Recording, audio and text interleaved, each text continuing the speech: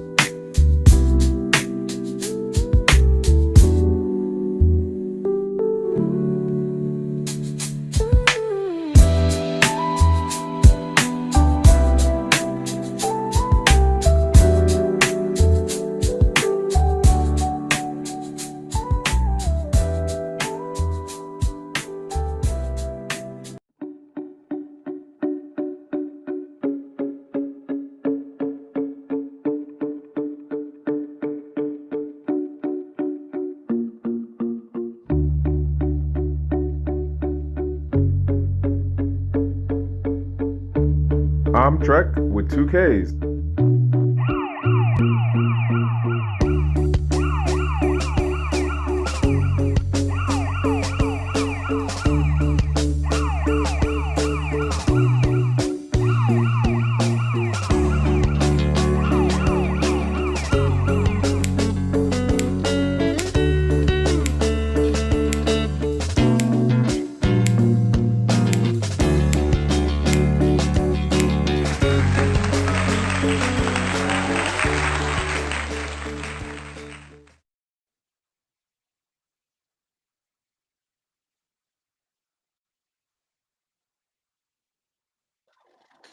Alrighty. Hola, buenos dias, buenos noches, buenos tardes, GnGs. My name is Trek with 2Ks, and right now I'm trying to figure out what is going on with this audio delay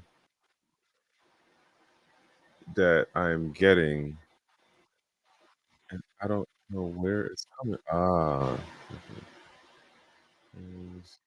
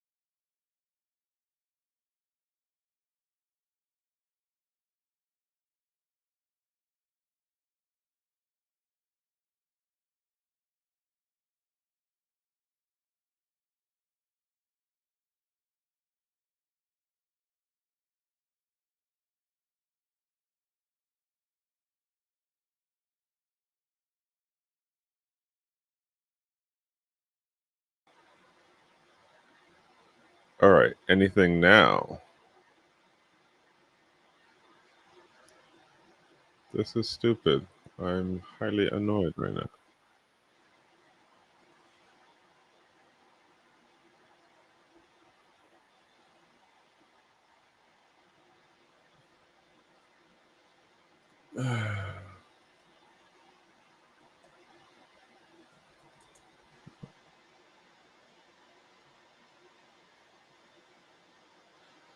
Okay, I guess I'm just gonna have to get over myself. I sure shit don't know what the thing is, but anywho, yeah, it's a Monday, and things are what they are right now.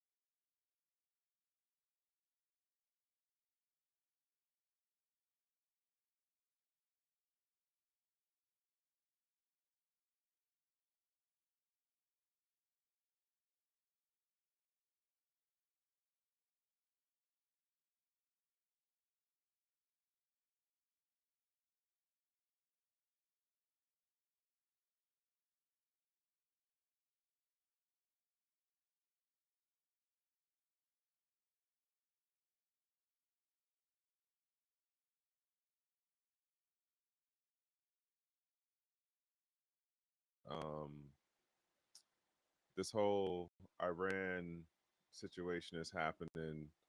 I have thoughts, but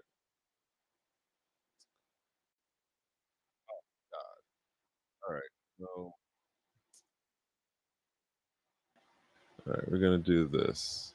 How does it sound right now? Like, am I crazy low? I wonder if that was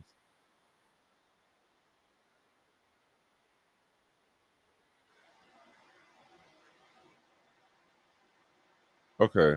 So that was doing that. Um, like I said, it's a Monday. The weekend has, if you have been under a rock, has just been crazy. Um, I don't even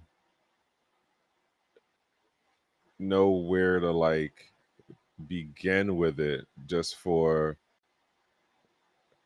I had a good weekend. Like I was over here, like all right. If you've been following the channel and the network for a minute, you already know X amount of this is gang. As far as like me and King and like a couple other people who are in this gentleman the crypto network thing, right?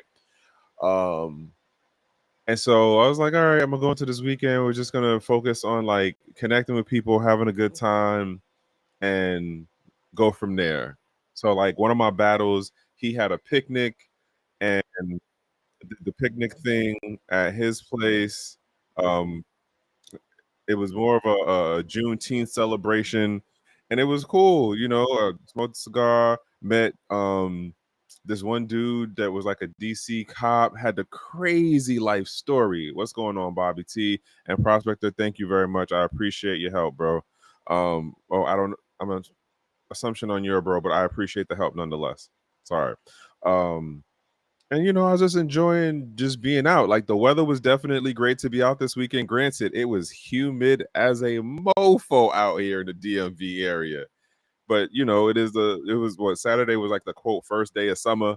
Um, and I enjoyed that company, hung out, did that, had good conversation, ate some good food.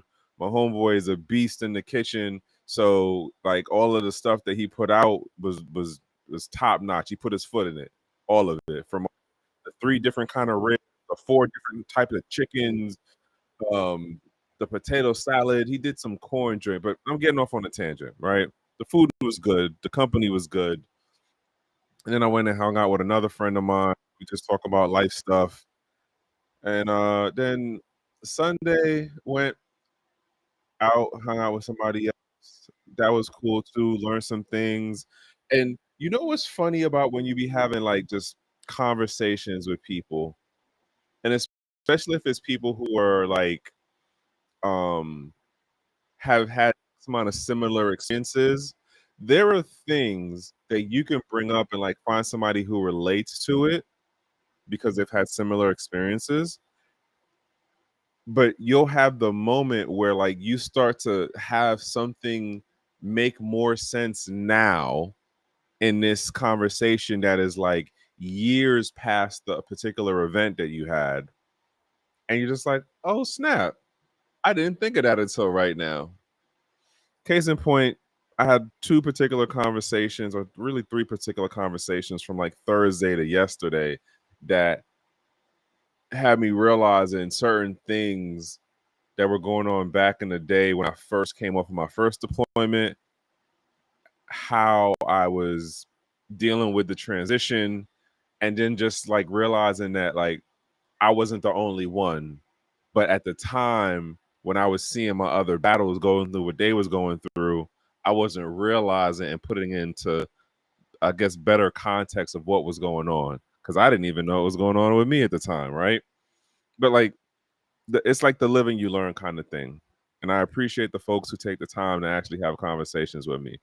um Granted, X amount of that, you know, you could argue is like the whole trauma bonding thing, but like sometimes it really does help to say these things out loud, and then they start clicking and making more sense to you way after the fact.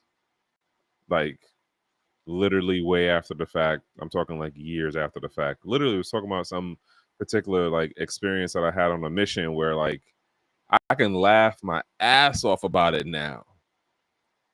Literally can make a joke about being like looking like powdered donuts, but it could have went a whole different way. Like would have never made it out of country. Would have never made it back to post. But here we are now, right? So anywho, let's get into this crypto stuff. As y'all know, I don't do price talk. I'm not a tell you where to put your money or your funds or anything like that. I'm just some guy on the internet who has been around this space for a while, and I kind of got this unk status thing going on where I've seen enough of the ups and downs and the ins and outs and the grifters and the non-grifters and like, you know, the loyalists or the non-loyalists or whatever. And so there are things when I look through Twitter now that like scratch my brain. And it's just like, wow, who would have thought of that? Didn't see that coming. And lo and behold, like here we are. So let's jump into this first one. This is by, no, that is not even the one I wanted. Why did you do that? Move over. There we go. All right. So On Chain did this first post right here. Where you at? Yeah. Everything that you need to know about Bitcoin IRAs. Now, I'm not going to be the one to tell you go and do the Bitcoin or go and do whatever other thing you want to do in this crypto space, but I would encourage people who are trying to figure out how to do, you know, their maintaining or at least establishing some kind of financial or wealth base, and if crypto is involved in it, you know, it'd be something worth taking a look into. Like you got to definitely do your due diligence, because now that we're getting more into this adoption of crypto into the mainstream financial sector, how do you think it's going to work when you have probate because your family member passed and like no one knew what their crypto wallet was, or y'all knew what the crypto wallet was, y'all knew how to operate the wallet, but then when you try to do stuff, it was like, well, we don't know where those funds came from, or like we don't know how to convert it into a more usable financial instrument for you to try to deal with like the funeral or the passing stuff on to the kids. Like things like that matter, which is also funny that this particular post showed up because there's another one.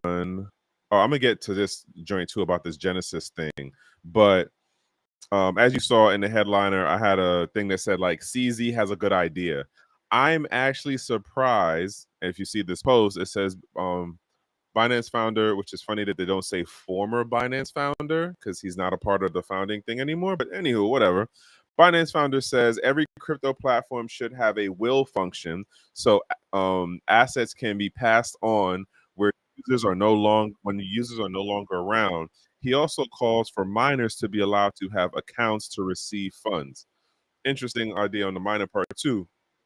But if you know anything about how these traditional finance platforms work, so Charles Schwab, Fidelity, I'm not actually sure if Robinhood has that particular feature, but they have a thing on there where it's like, all right, who are your beneficiaries or who is the beneficiary? And you have to put in some kind of contact information that will go out to who the person is to let them know, like, hey, you've been added in as a beneficiary for this person's stuff, right?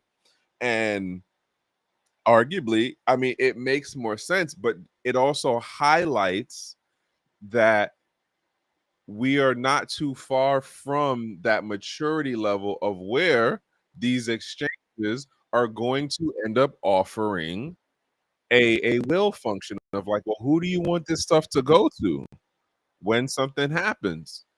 Which again, I arguably say this should have been something that should have been like on the function options like a while ago, because you had high net worth individuals in the space for how long? And if anybody remembers, what is the lawyer's name?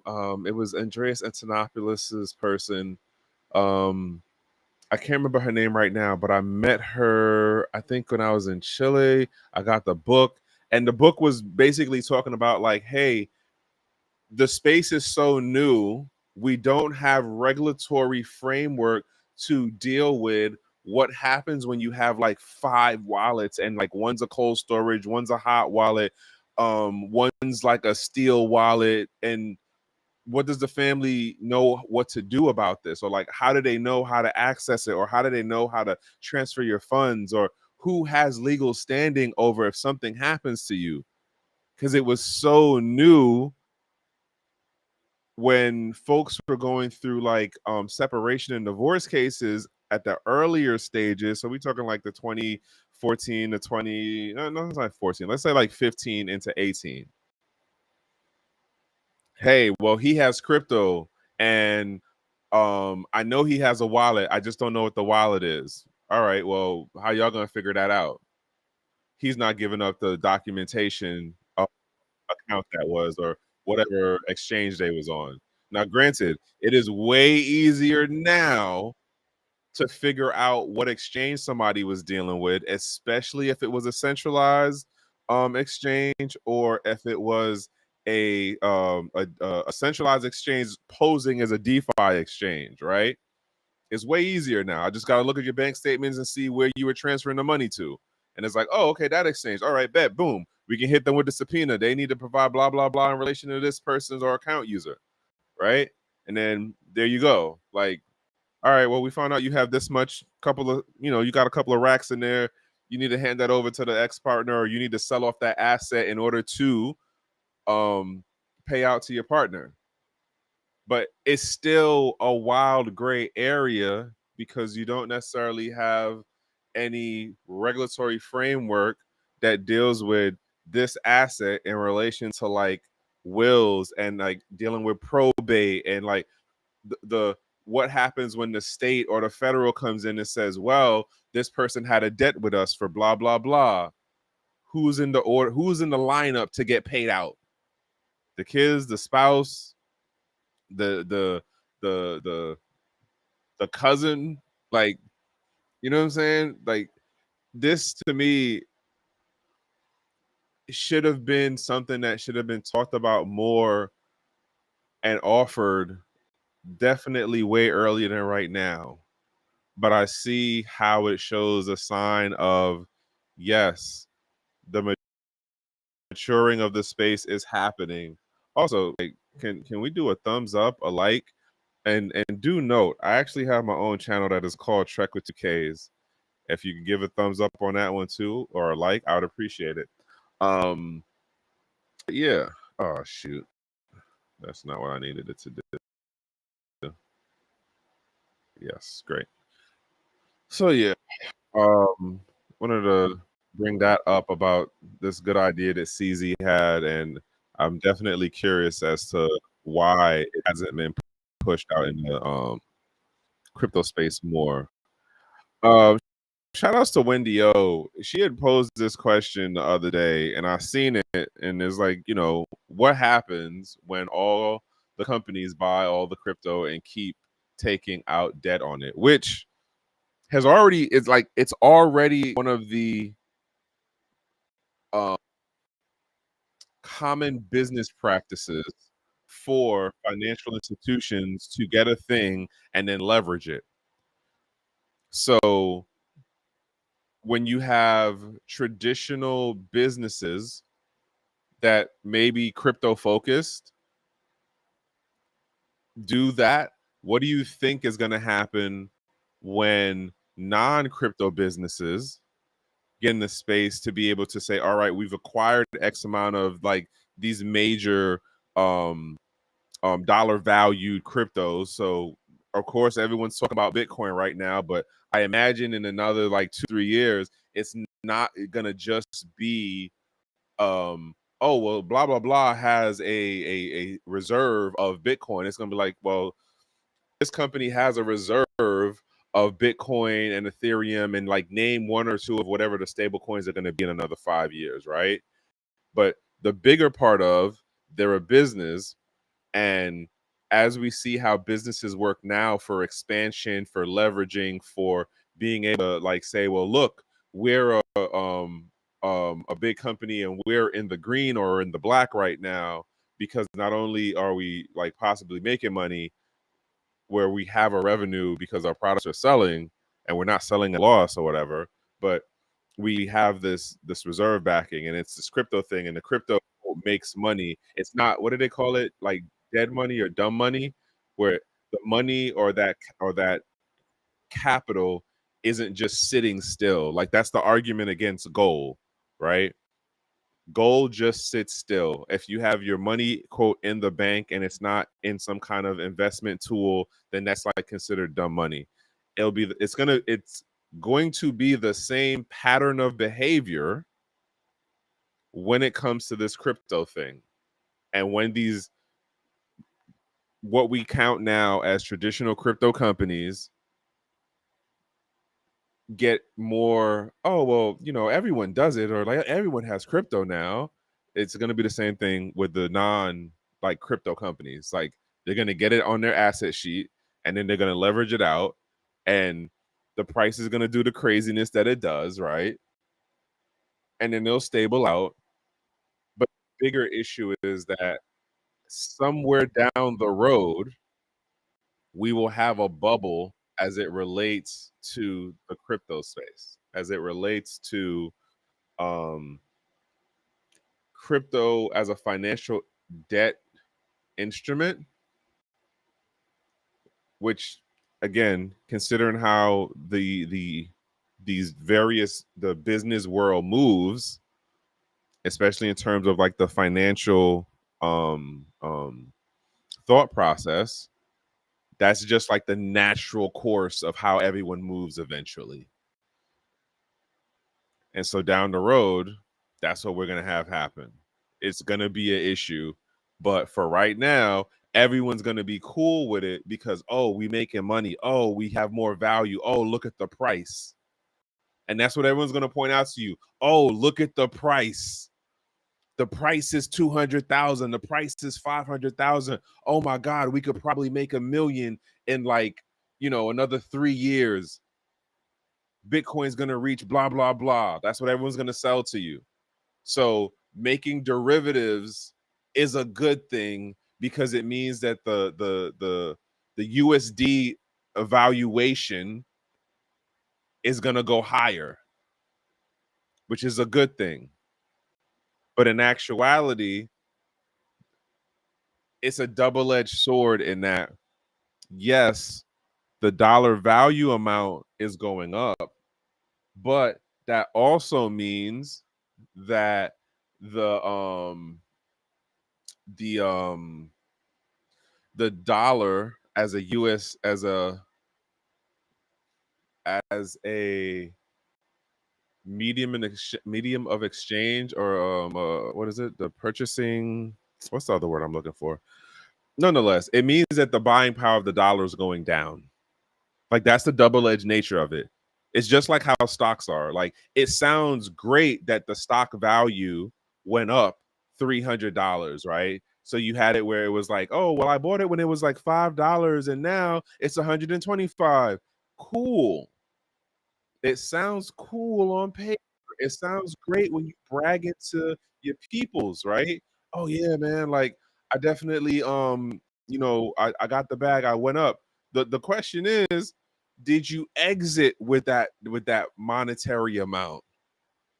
Because if you didn't exit with it, thank you, purchasing power. I appreciate perspective.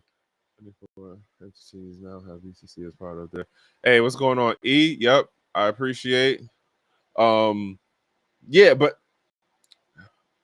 even in that, like, I'm gonna add this so y'all can see what I'm seeing on the other platforms. Because right now it's going off of Twitch. What's the other one? It's Twitch. It's Twitter, YouTube, and yeah. So 2 YouTube channels, Twitch, Twitter, and that's where we are right now. But anywho, my point of where I'm going with all of this is that we're going to see more companies do this thing, and we already have it now that with Coinbase on the S&P 500, which they were making this over on Professor G's joint YouTube channel, about how, like, if you didn't care for crypto before, or you didn't want to touch any type of crypto before, you now just don't have the option, because if you're in the S&P 500, that is now a part of the S&P 500, and you can't distinguish it of like, oh, well, I only want to deal with this part of the S&P 500 versus, that crypto part, which arguably, again, it shows a sign of maturity of crypto moving into the mainstream. Some of us are happy about it. Some of us are not. Some of us are just, all right, well, we'll go through these growing pains and it's going to be what it's going to be, right?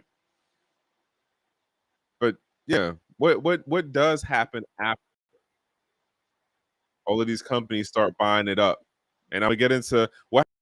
So the companies. Wait, let me get to this next joint. I'm gonna back to this Reggie post right here, because it also relates to this Caitlin Long post.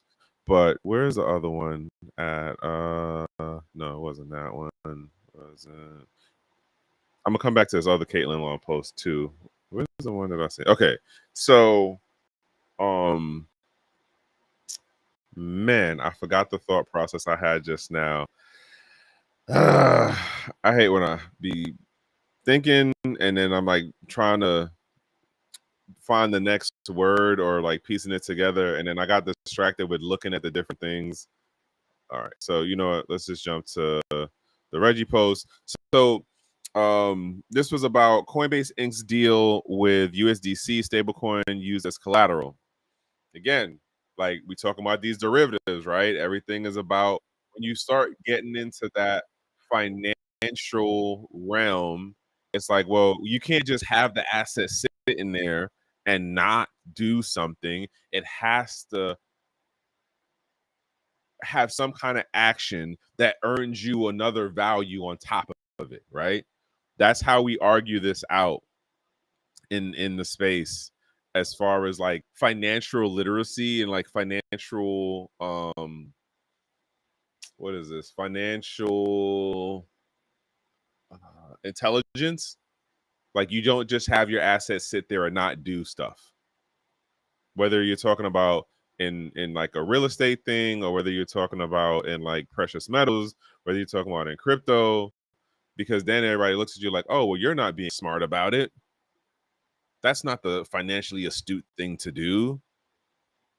But that's where we are right now, right? So everyone's expected to have some level of financial stewardness, not stewardness, studiousness.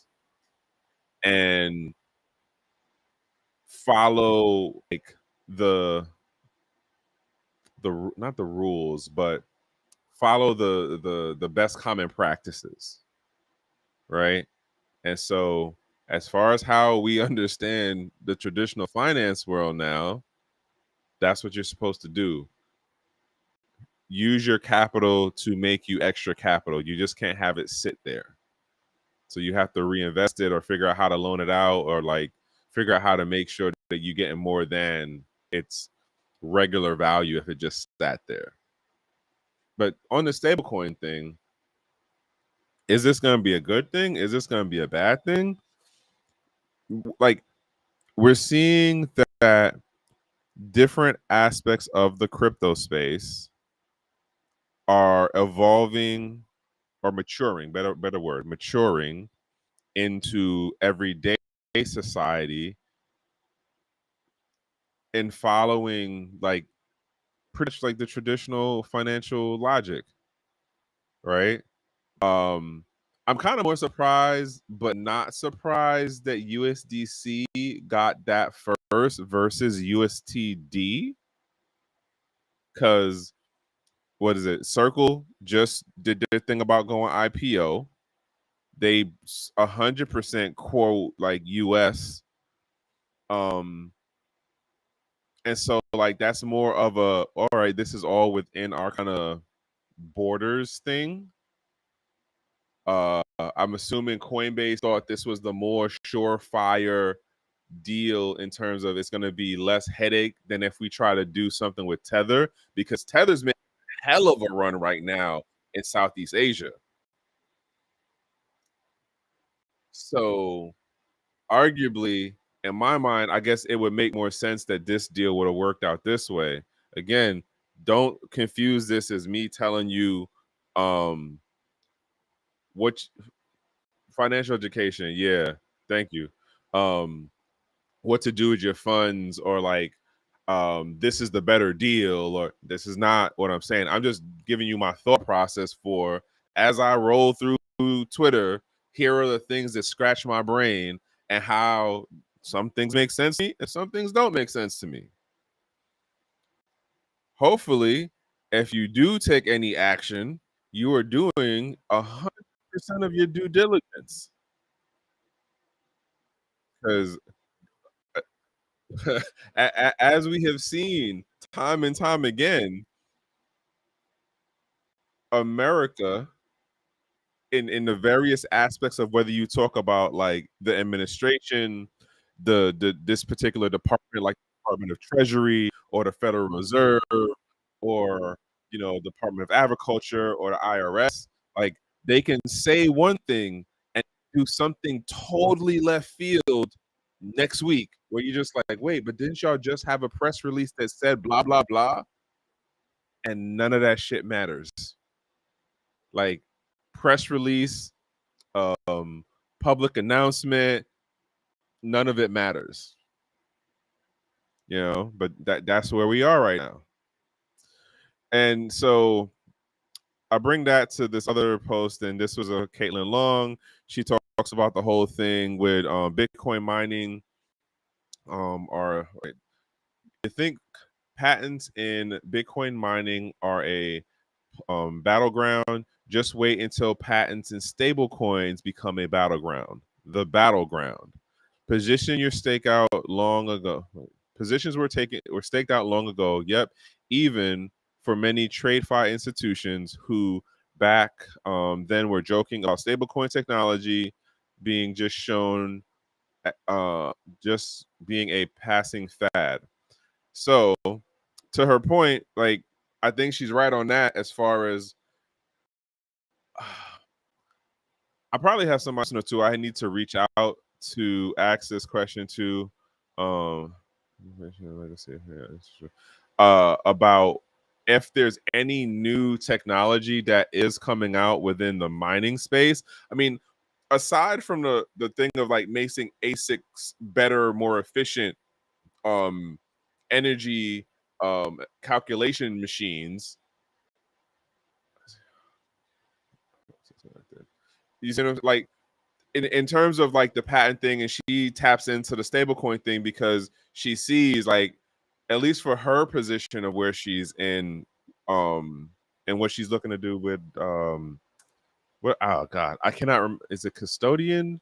I forget the name of what her institution is called right now, but um I imagine she's been in some conversations that have her going, okay, yeah, there's more footwork going on with companies that may be non-crypto related looking to move over into the space more, and as she says, the TradFi folks looking to move in.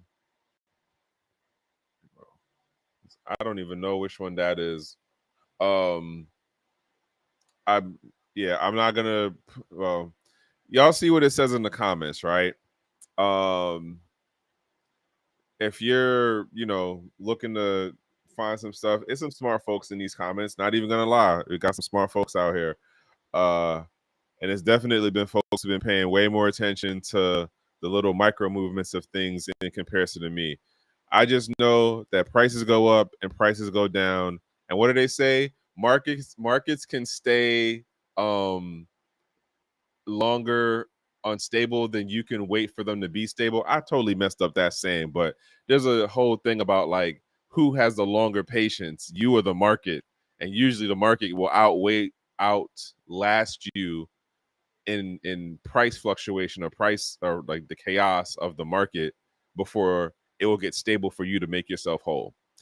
Thank you. Yeah. Custodian. Okay. Custodian bank. So, yeah, I imagine she's in conversations that like it's becoming more apparent to her on like who's moving where.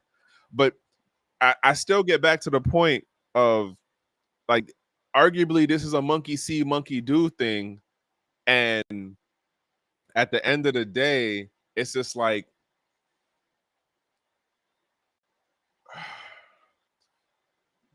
I think that the patents, that's going to be, it's going to be the battlefield playground thing that she's talking about.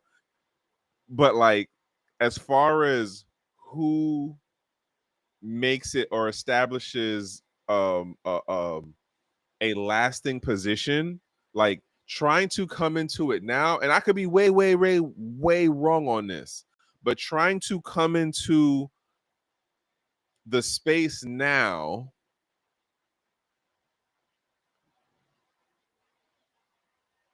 Hey, I got, all right. I'm gonna come back to you. I'm gonna come back to you. What's up? I'm gonna come back to you about the D214, bro. But so like, as I was saying, like looking at what's going on now, right? USDC just did the IPO thing, and King brought this up the other day, and it was the same thing I had said before. X amount of the big boys are getting out of it because it's like, all right, we did what we needed to do. We made our money. All right, we're moving on to the next thing. And then now they're just going to throw this out to the public and be like, okay, y'all could do what y'all going to do with it because it's not going to make the money that it was making before it went IPO. Because at this point, it's just going to be a part of a like it will arguably be just a regular, how to say this, like a regular financial instrument in terms of purchasing power. It's not going to be making the moves like it was making back in like 2017 or 18, right? So where your coin value could be 18, but because of how it was pegged to the USD, and let's say that it went up to be like $1.02, now your value is like $18 and what's that, 36 cents, right? It's a, wait, what we get? Juice. Exactly. That's what I'm saying. Like they already squeezed out the main juice out of it. And so this whole thing of like bringing it out to the public, that's on the like, all right, well, we ain't worried about this anymore. We off to the next thing. But to my other point of what I'm trying to say about the stablecoin space is that like like USDT has already done a large amount of the footwork in the international markets. So you have what's going on at like the nation state level where they're making those connections and deals, and then you have what is going on just organically with the market, where when you go into certain regions and you're like, oh, well, I got Bitcoin and let me try to sell or trade or do blah, blah, blah with it. They're like, well, if you got some tether, like we'll take that a lot quicker than we'll take this Bitcoin. Imagine what that's going to look like in another 5 years. And then on the other part of like, you have all of these patents going on here, but what is that going to mean in the international market? What is that going to mean in terms of adoption, right? Because nobody necessarily pays attention to the tech part. Like we've definitely learned that over the years. Like the tech only gets so much of the light for how the innovation and the adoption works of that technology, of that use case. Bitcoin has shown us this, Ethereum has shown us this. Name one of the other new age joints that has shown us in order for the mass adoption thing um to to to really go and stabilize out. Like no one,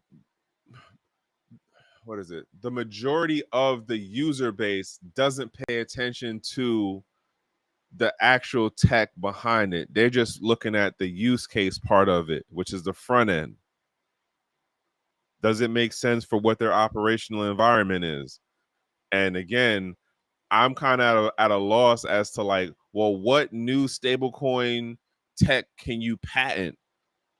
Like, it's either you're going to try to patent some way that the stablecoin is used, because I can't see how you're going to patent a new type of stablecoin on the tech side, because pretty much, and it's not to say that there can't be some new innovation like technology wise, but for where we are right now, this shit is pretty like established right now. So what new thing are you going to come up with? I don't know. But I'll be curious to see what this looks like in another like 3 to 5, maybe.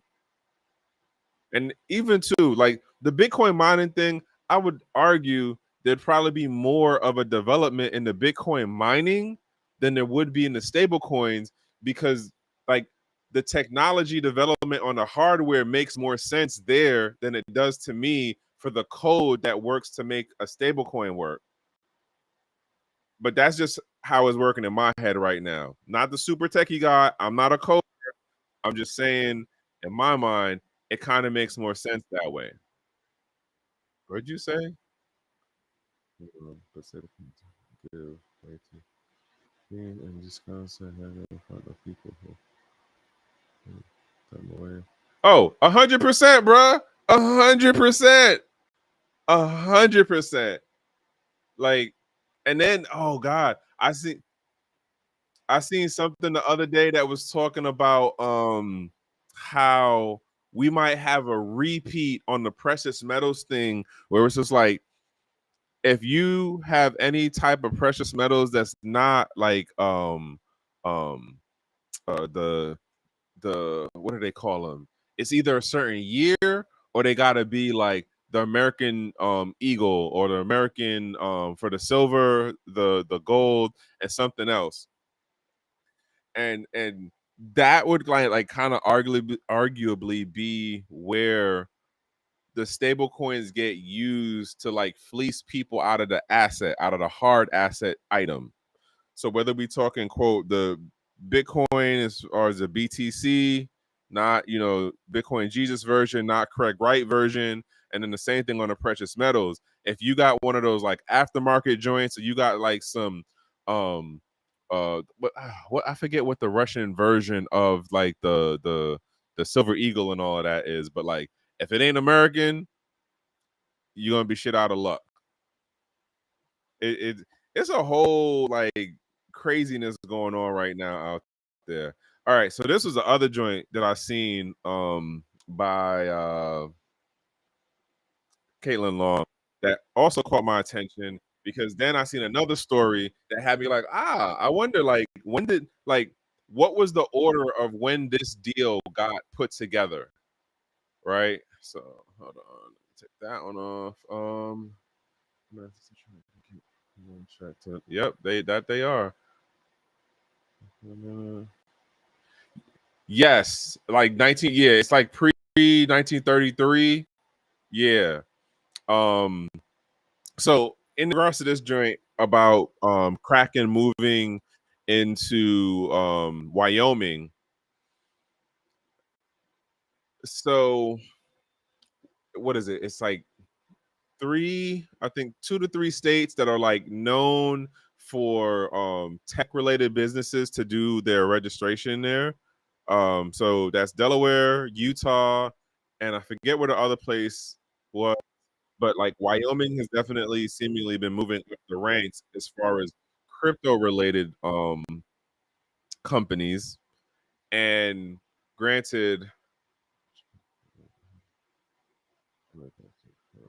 well, I honestly I think it's more of a she's not doing the interview circuit like that, and she's more just like dropping stuff out through Twitter. So if you're paying attention to her account as far as you're following it, or you might just check in, like she definitely posts like weekly wise. She drops a number of posts during the week, and X amount of it is from that perspective of she sees what's going on the financial in the financial realm and how the crypto stuff is being more and more in the conversation in different aspects. So again, case in point, like Kraken is an exchange, Kraken is a financial business, and it's moving to Wyoming as its headquarters. Like, really? Like, who remembers during COVID when everyone was talking about how Miami was going to be the new Wall Street? Like, there were more cows in Wyoming than people in the whole state. Okay, and don't forget, like the other argument of crypto exchanges are supposed to be like the quote new banks. Like, so here we have it now that one of the OG exchanges, at least for the American market, has moved their flag to be like, hey, we're here in Wyoming. What does this mean down the road? I don't know exactly, but there is another story, and I'm gonna come back to this one that will connect with this. Which one is it? It's not that. It is this joint. Wyoming Stable Token Commission targets August 2025 launch for its YST stablecoin at Wyoming Blockchain Symposium in Jackson. So I don't know if what you call it is going to be one of them. Where's the other one? There was another. This was it. This story. Yes. Okay. Boom. This story that had caught my attention. Again, what's my brain?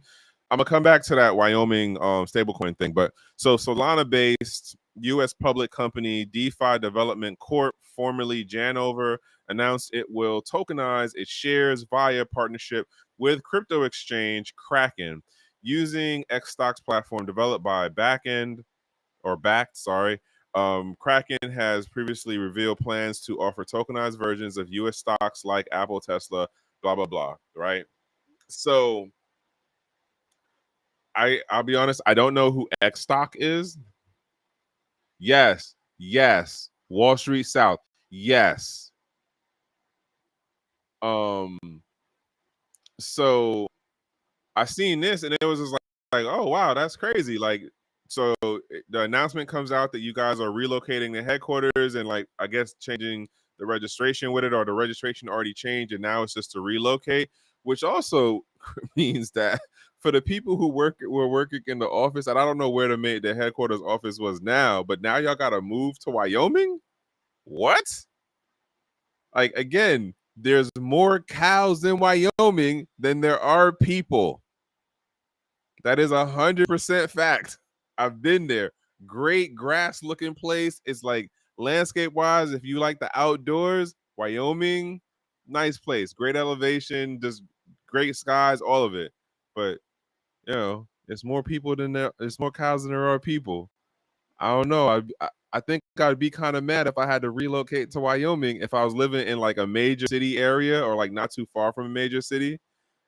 And they're like, yeah, so we're gonna transition over to blah blah blah, which is funny. I forgot who it was it Intel or was it either Microsoft? Somebody's doing this thing with theirs where they're like, hey, because remember during the whole C19 thing, we had it that remote work was gonna be the thing. And I'm honestly still in this little rant right now from Eli, the computer guy. And so he brought this up the other day where remote work was going to be the new way of how business was done. And then all of a sudden we got back to this thing of, hey, bring your ass back in the office or else.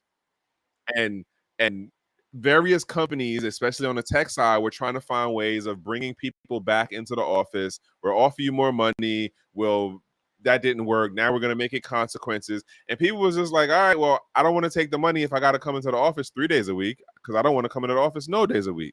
And then we started getting into the threats. If you don't come back into the office, then the position won't be there for you.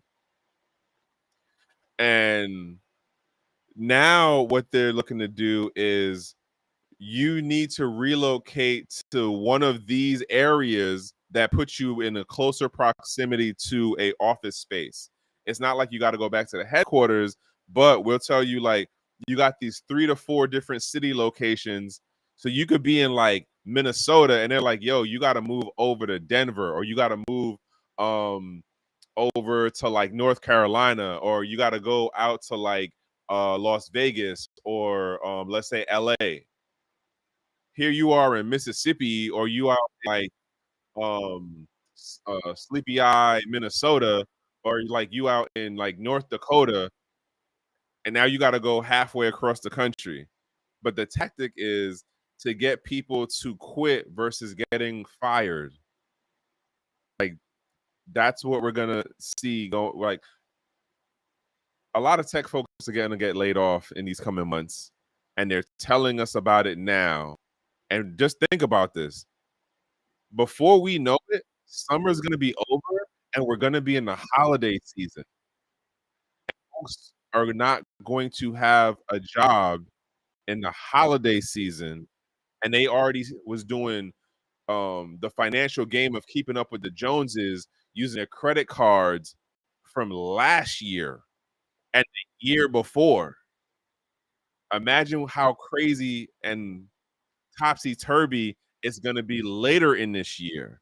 And don't forget, we just coming on near 6 months with the current administration. How crazy do you think it's going to look when we get to Thanksgiving and Christmas and the New Year's? Like I I was talking to one of my coworkers. I'm going off on a tangent, y'all. I was talking to one of my coworkers the other day, and I was telling him like we in a different position um, for how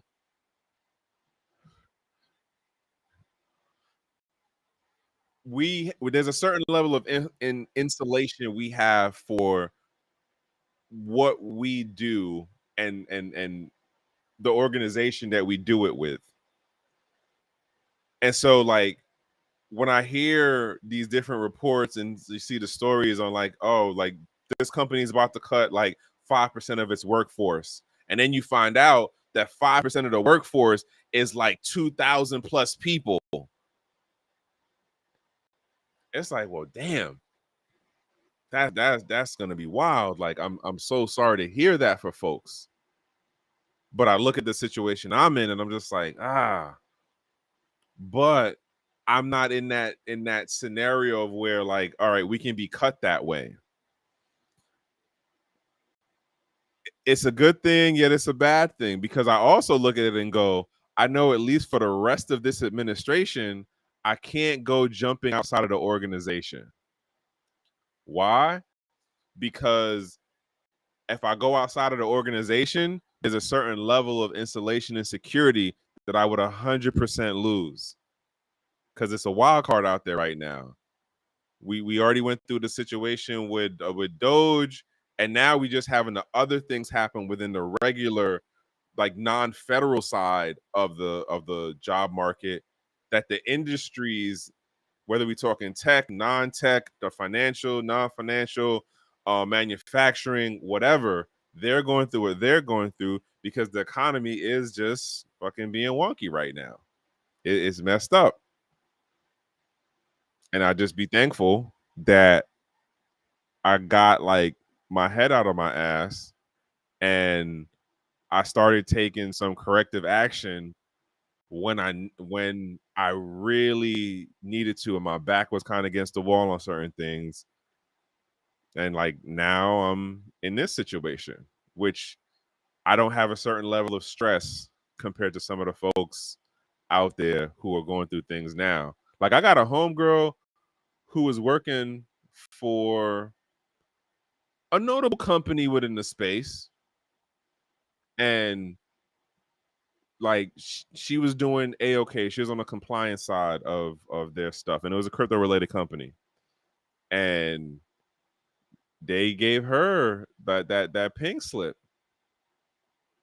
She definitely was making more than me, but I'm okay because I have a different level of security in comparison to folks who are in other like areas or verticals or industries, um, that like I wish I would have jumped in sooner, or I wish I would have been able to blah blah blah. And now I'm just like, all right, like life is taking me where it's taking me, and I've gotten this part worked out.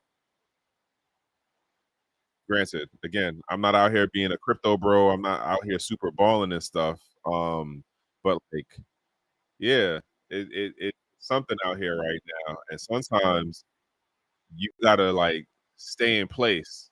Big facts, big facts. Right.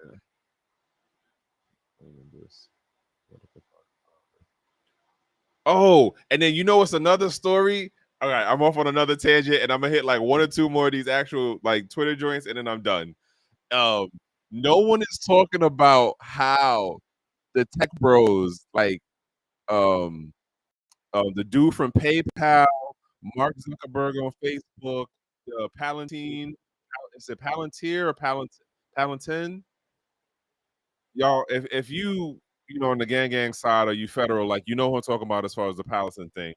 Like they literally commissioned all of the head dudes to be officers in the reserve. The reserve is Compo 3. They fall under the federal, like they're a more direct line to the federal government. So it's like active military, reserve, and then the National Guard is like state, but then with certain actions, thank you, Bush 2, the National Guard can be like controlled at the federal level. But nonetheless, the bigger thing is that these mofos got um commissioned in, what was this, like a week or two ago? And they are lieutenant colonels. Like it wasn't even like they could like, yo, we'll make y'all, you know, second lieutenants, and then you'll work your way up the rank chain. You'll be a captain, and you'll be a major. No, they are lieutenant colonels off the break, and it's like a whole separate new, um, I don't want to say division that they made for them, but it is a new what is going on? Oh, okay, is that what's, I don't know which side I'm seeing on. Sorry. So I'm at the chat on, yes. Yes. They made them like, and I and you can't even call it field officers because they weren't downrange. And I don't understand why aren't more people talking about the foolishness of this. Um, but yeah, I'm looking at between both of um, the chats. So the restream chat is different than the YouTube chat because the restream chat is supposed to have like all of the channels together. What do you say? I'm coming from.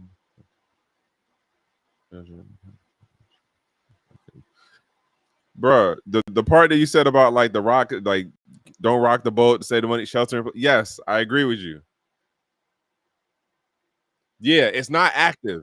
They're not active. It is specifically a new reserve unit that they stood up just for them, and they're supposed to focus on like AI and like some technology aspect.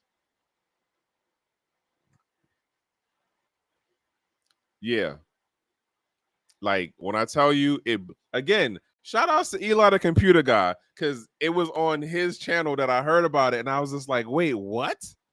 Like how like whose idea was this? Who in the DOD was like, you know what we should do? Or like which one of them went to the other one was like, hey, we could probably get commissioned. And if we get commissioned, like we might end up starting out as like captains or majors. But I like was it even in their wildest dreams to be like, yo, we're gonna be lieutenant colonels? Like, what the fuck, man? Like this is where we are. This is where we are right now. Like people who have no military bearing or understand military doctrine. And I'm not over here saying like we the A1s and whatever, but like put this in perspective. They literally just did a swearing in. They didn't go through none of the training. And granted, officer training is different than like enlisted training. I highly doubt they did any of the actual readings of like historical events that go like, all right, like here's why we do certain things as far as doctrine, blah blah blah, or like any of the like let's get you to at least understand X amount of military doctrine. And so it's just like, what are these folks like? I don't. There's so many more questions I have to it, and it's gonna definitely distract me to even start thinking about that shit even more. But anywho, uh, other story to throw on the fire is the state of Texas is about to trade. Anywho, let me say it this way: Texas is buying $10 million Bitcoin for the state reserve, and then apparently they're doing this legislation, this companion bill called HB 4488, that ensures that the Bitcoin is separated from the state's general revenue. Um, bad, bad, tested, unproven. Big facts, bro. Big facts. And those are the type of folks that are not going to go anywhere near the front line at all. Like, but it is what it is. Like this is where things are going.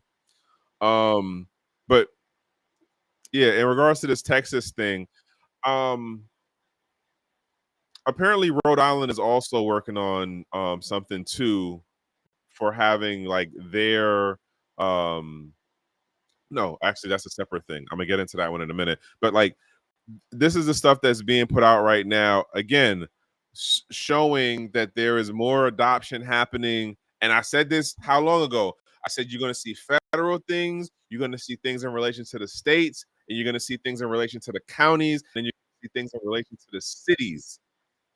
And like everyone's going to look to like hungry hippos and get their piece of the pie that makes sense for the level that they're at. Federal, state, city, county, um, That's what we're seeing as we go through this maturing of crypto and its adoption into quote mass adoption, reaching the tipping point. The legal framework stuff, right? How are we going to deal with it where everyone gets their piece of the pie? And we're not talking about the citizens of these cities, states, counties, the country. We're talking about like the regulatory body of it. Yeah, but I'm curious on how is it that they had to make a separate like a separate bill to specifically note like, hey, don't mix it with the general state revenue. I don't know, and I wonder if other states have this same thing too. What was the other one that had got my attention? It wasn't yeah. Well, the Wyoming stablecoin thing too, which then makes so think of this. Think of this. Just like how back in 20 like 14, 13, we went through that phase of where all of a sudden everyone wanted to run out and do their own version of a crypto, right? So it was like, all right, Bitcoin, Litecoin, Ethereum, and it's like, oh well, I'm gonna have mines, and mines is gonna be Blue Coin Magic. Oh, I'm gonna have mines, and mine's gonna be We the People. Like the stable coins are going to run through that same phase, but through the states and arguably through the corporations. But I still see the same issue is how are you going to work out the adoption? Because you're competing with the already established entities in the space.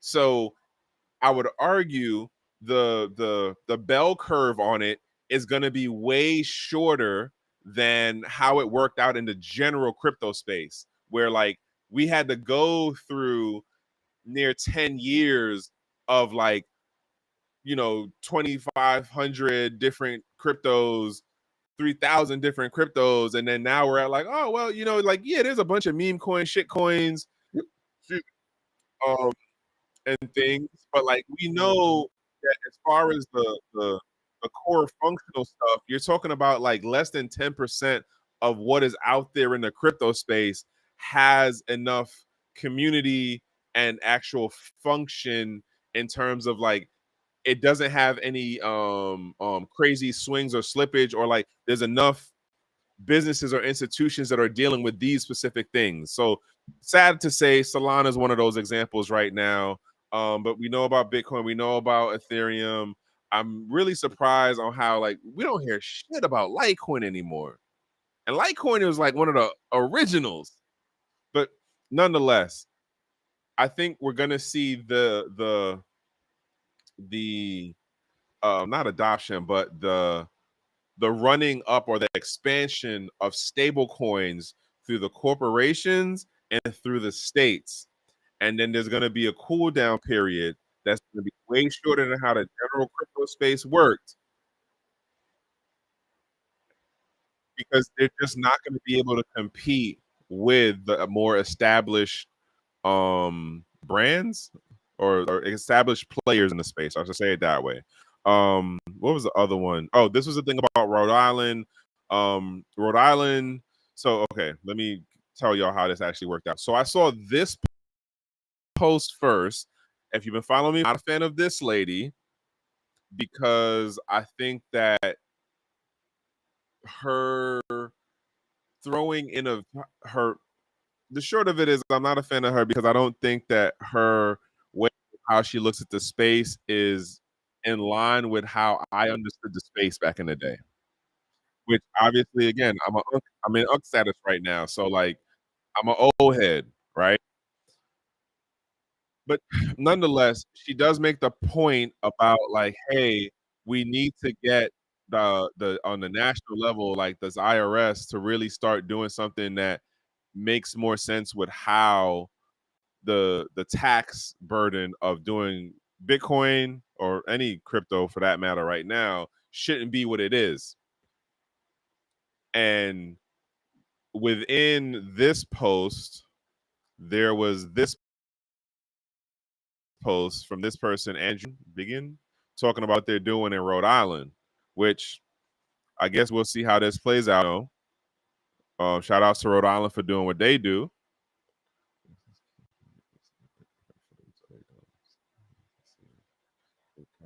So, uh, that would be a possible. It would make sense. I mean, look, like Texas already, though, they already have their whole thing about the precious metals and like how that works in their financial setup. Um, so yeah, this could be them hedging on. Like we have in one side, we have the precious metals of gold and silver, and on the other side, we're gonna do this Bitcoin thing, and like 10 million in one drop, though. I don't know how that's gonna mess with the price because I'm also curious, like, who are they going through for that? That actually, yeah, that's my question. Who are they going through for that? Are they going to the exchanges?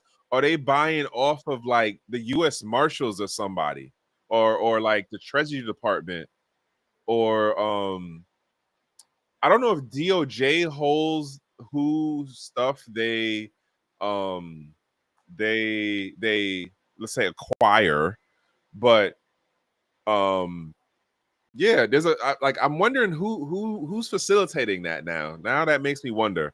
But this other story right here also caught my attention, and I seen it on somebody else's thing, but I went with Max because I've met Max and I've talked to Max, and he's like more of a crypto person. So I was like, okay, if Max brought this up, I wonder, right?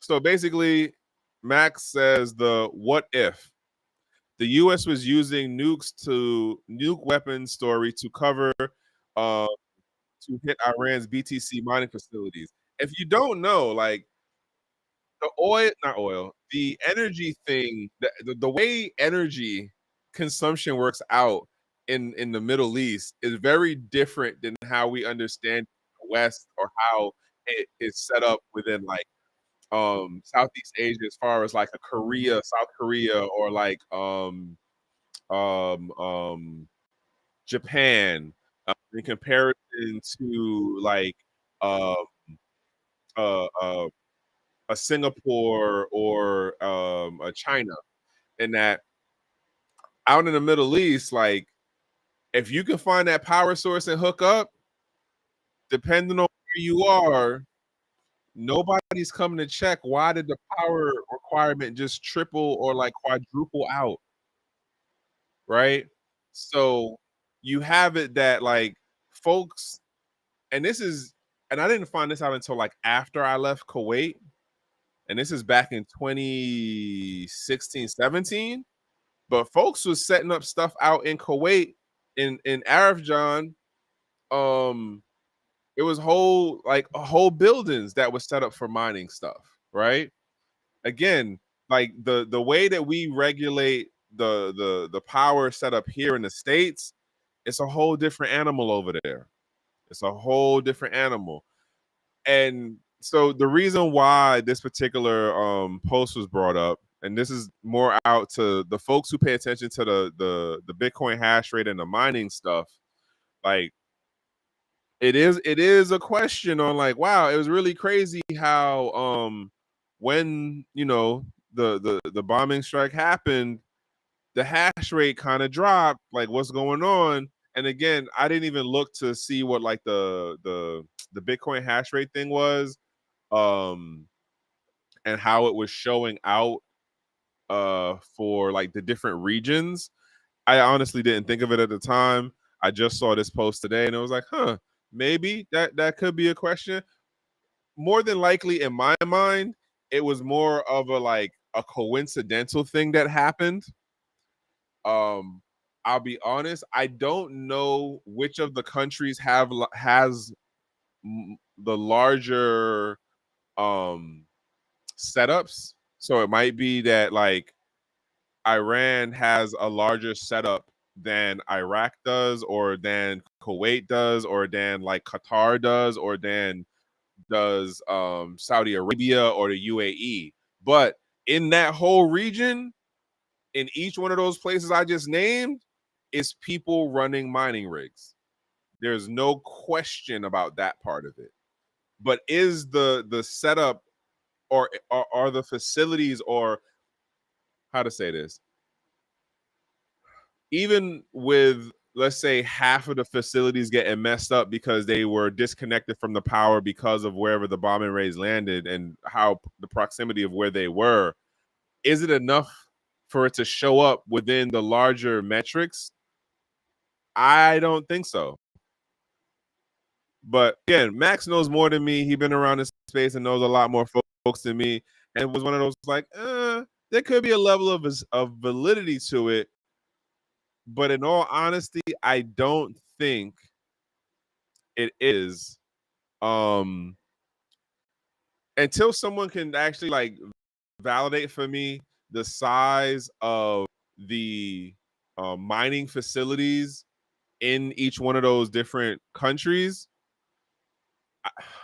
I, I question it. It's more just so of a coincidence or a coinkydink, right?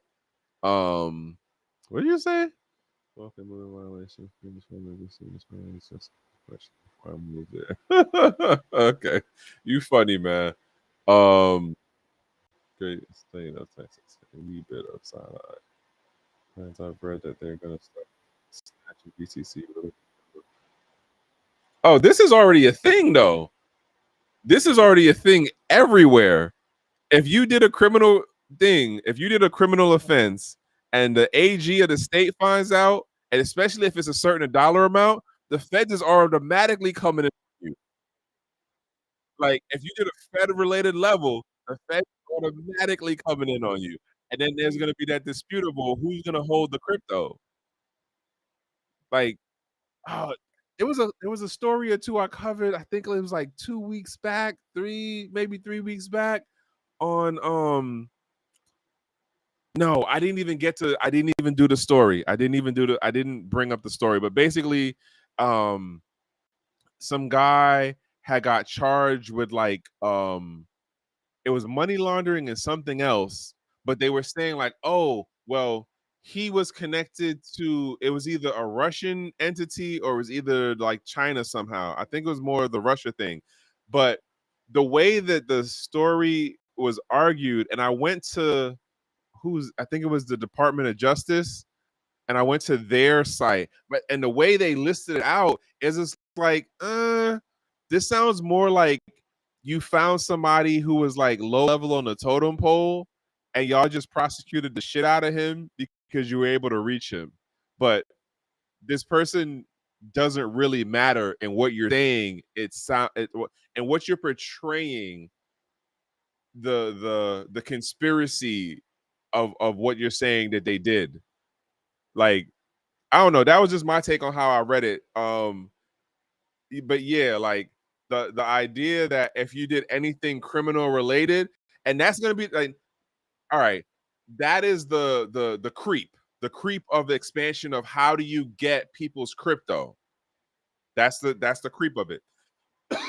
and in that, if you set the legal frameworks and have the tools available in criminal cases first, it will eventually carry over into civil cases. It will eventually carry over into things like divorce court in a more like um um best practice kind of situation, in a more like, this is the standard way of, oh well, we just use blah blah blah to access all of the person's financial transactions, and then we know where the things have gone.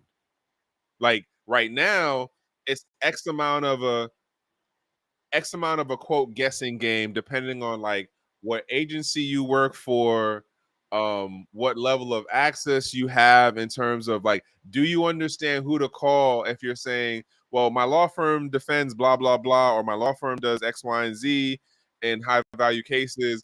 Let me call Coinbase, or let me call Chainalysis and be like, well, how much would it cost for this, that, and the third? Or you go to one of the other exchanges and just hit the exchange and be like, all right, we're trying to do this. How much would it cost for us to get a compliance person from your department? Or you just start poaching. How about that? Bam. You just start poaching these exchanges and be like, I'm, because you already have like, oh God, I forgot what Antonio's official like title is, but like he has the tech background to understand how to look through financial records, and then he's also worked to start his own um um um crypto exchange in New York. So he understands both sides of this world. But like I'm surprised that there aren't more law firms. Um Yes, article is lacking. I was lacking. Wait, what? Questions before I move it. Yeah, definitely do that. Here's the article is lacking. Sorry, I'm over here reading the comments, whatever. But yeah. So like, if you're somebody who knows crypto stuff and you understand X amount of the compliance regulatory stuff, like I'm surprised there aren't more law firms trying to find the techie people who understand compliance more, because this is only going to expand more.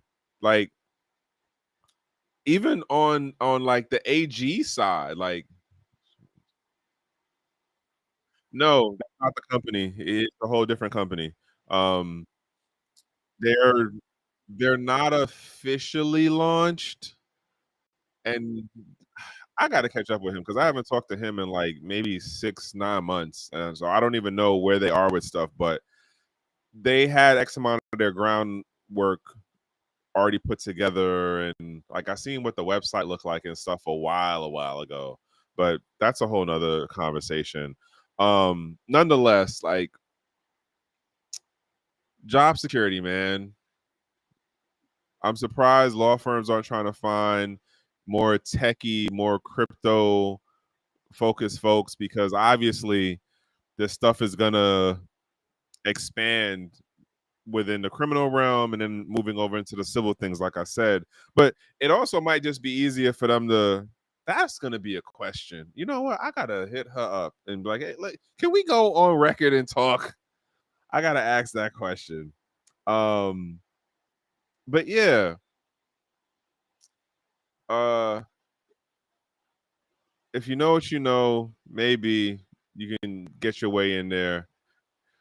We'll see. Wait, what was that? I have no intention of breaking any laws. YouTube, I don't need to. Hey, I have no intention of breaking any laws either. I am not a criminal associated with any criminal types.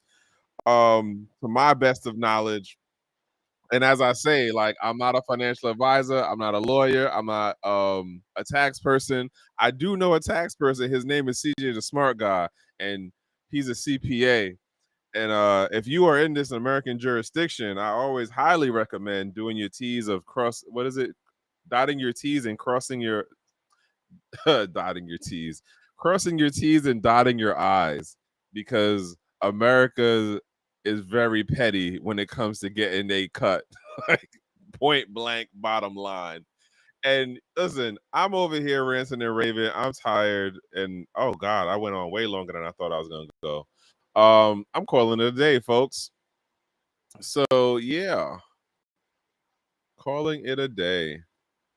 Um, that's all I got for y'all today, man. I definitely went longer than I wanted to, and I definitely did more tangents than I was expecting. But hopefully something that you heard got you thinking, got you questioning what's going on with the space. Where are you in this space? And as I noted from last week's recording, I think it might have been you, Perspective, who had said something, but like in another couple of years, saying stuff like the crypto space is going to mean shit. It might have a whole different meaning, or just might mean shit. Like you're gonna talk to somebody and they're gonna be like, the crypto space, what? What does that mean? Like I'm writing this little mini article over on LinkedIn, but like what is it? Hot Whips, Breakfast Club, and Crypto Space. What do they have in common? Those phrases had a particular meaning to a certain generation when they came out. Case in point, Hot Whips, in regards to how I'm using it right now, is that It was in the Damian Marley song. I forgot the song that he had, but he was like hot whips meant a whole different thing back in the day because he was talking about how the slave master would beat the slave with a hot whip. And nowadays, when we say hot whip, we mean, oh, this person has a fly car. That's a new a Hellcat or something, right? And then when you say Breakfast Club, and this happened to me at work, we talking about some stuff. One of my coworkers is like mad young in their 20s. My other guy says something, and then like we start laughing about it because the three of us like get it. But then my younger coworker is like, wait, what? What are you talking about? And it was like, wait, so you don't know the movie? What did you think when we met Breakfast Club?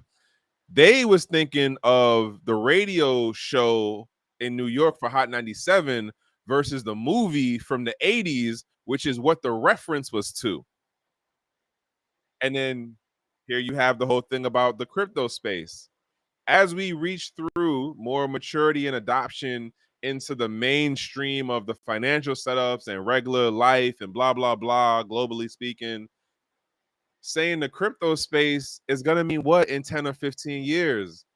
I mean, at that point, crypto's going to be in its what, latter 30, no, early 30s.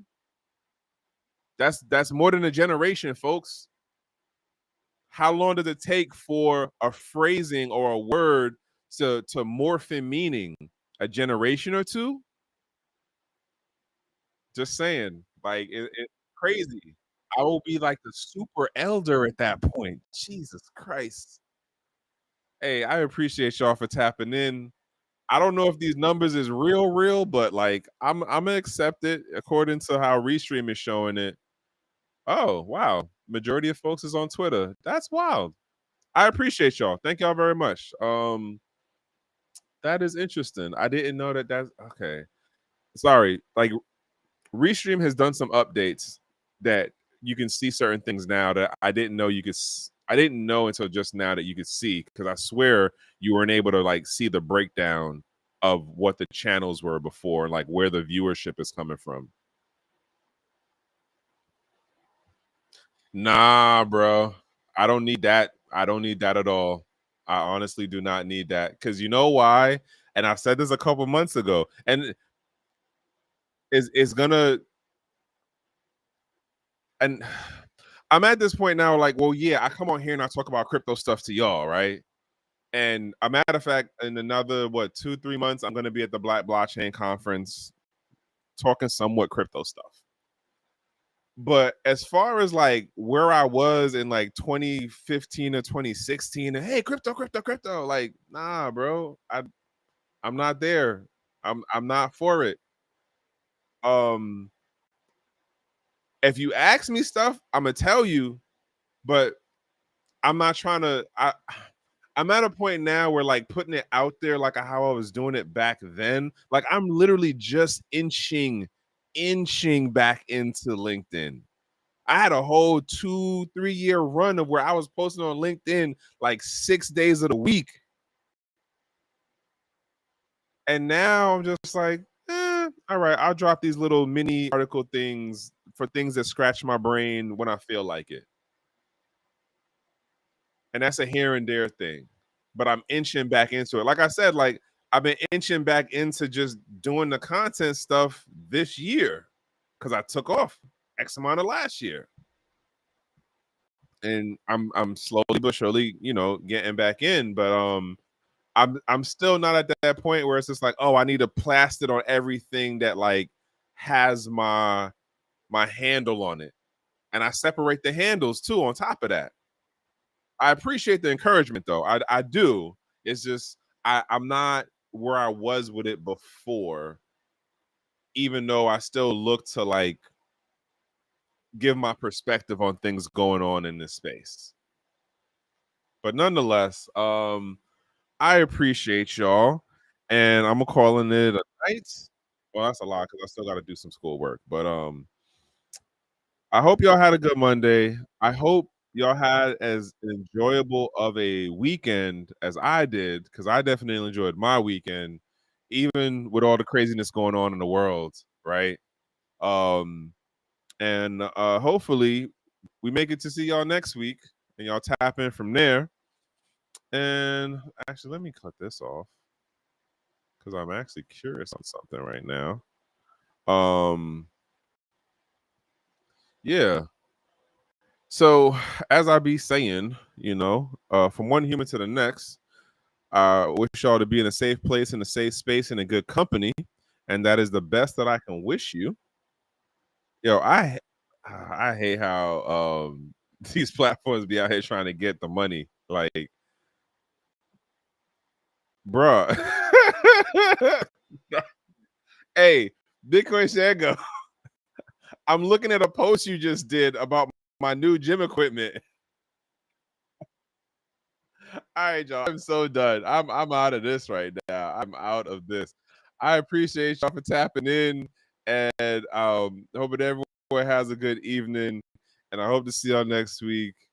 And if something really scratches my brain enough, maybe I will do something earlier in the week. But I got a lot of running around to do this week. I'm running through states and stuff. But anywho, adios, folks.